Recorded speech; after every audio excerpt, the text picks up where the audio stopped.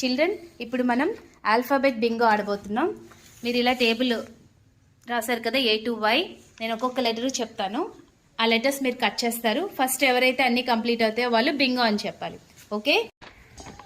F A U X Y K B G V W O L C H I R T M D J T S Q N E.